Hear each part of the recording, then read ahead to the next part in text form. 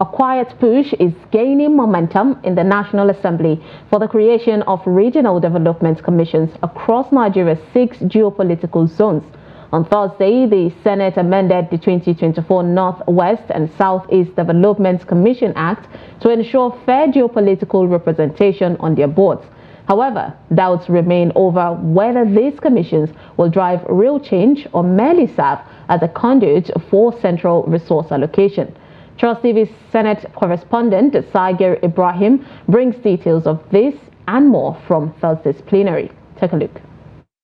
The act, already signed by the President, returned to the Senate for amendment to ensure geopolitical representation on the Commission's governing boards.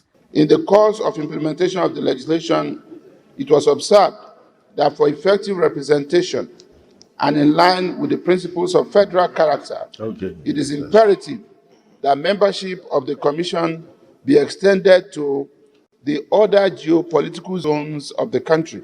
These are mere omissions that were discovered at a later, when the bill was passed. So I don't think we need much debate on this.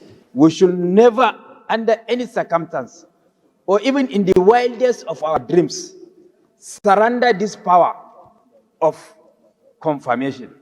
So I'm happy that the eagle eye of the sponsor of this bill detected this very grievous, omission. The two bills, which scaled second reading, were referred to the Committee of a Whole for expeditious actions on the next legislative day.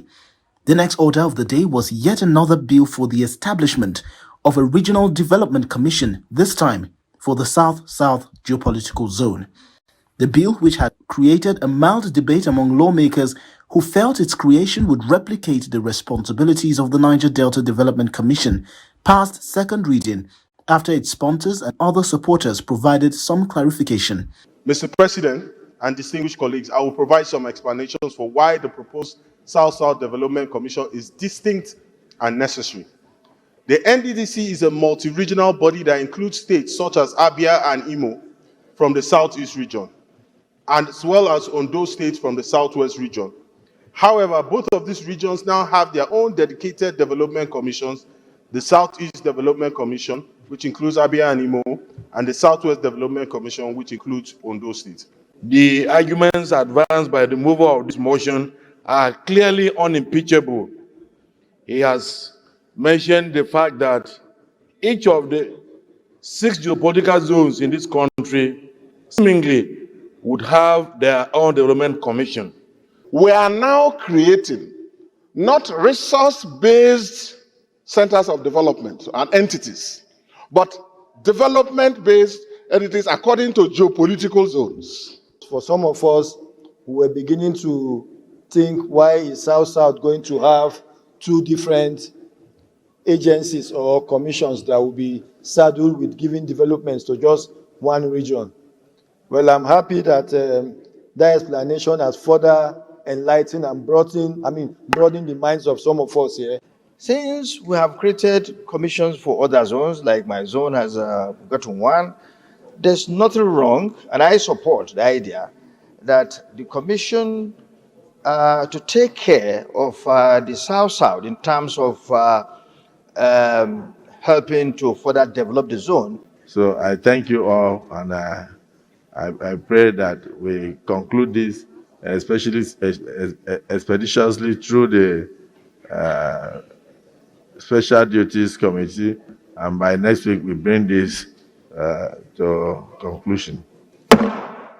Responding to these developments, lecturer of political science at the University of Abuja, Dr. Bibi Farouk, describes the seeming preponderance of regional development commissions as a ploy to maintain resource control by the political class. And to many of these members of the National Assembly, pushing these bills and making them laws that would create commissions that would draw straight from the National Federation account is an act of fulfilling the second aspect of their mission.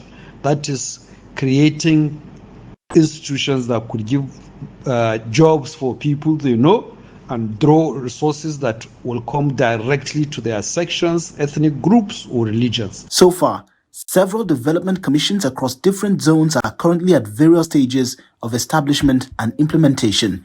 Meanwhile, President Bola Tinubu has written to the National Assembly seeking passage of 4 tax reform bills. This was contained in a letter by President Tinubu to the Senate President on Thursday. The Nigeria Tax Administration Bill provides a clear and concise legal framework for the fair, consistent, and efficient administration of all the tax laws to facilitate ease of tax compliance, reduce tax disputes, and optimize revenue. The Nigeria Tax Bill 2024 aims to establish clear guidelines for tax collection and administration across the country. Once enacted, the Nigeria Revenue Service Establishment Bill will replace the existing Federal Inland Revenue Service Act. This bill seeks to modernize tax collection and management under the new entity, the Nigeria Revenue Service. Sagir Ibrahim, Trust TV News, Abuja.